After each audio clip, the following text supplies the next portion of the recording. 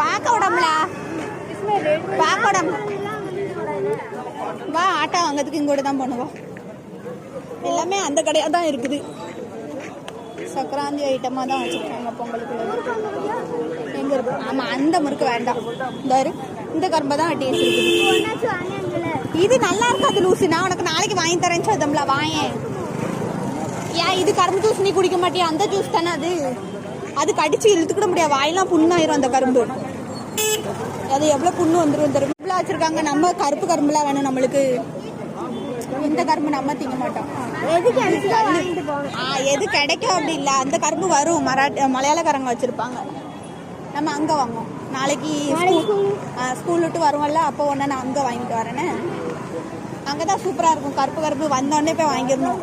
லேட்டாகி போனோன்னா அதுவும் கிடைக்காது. சீக்கிரமாக போய் வாங்கிடணும். எல்லா பக்கமும் அதுதான் இருக்குது.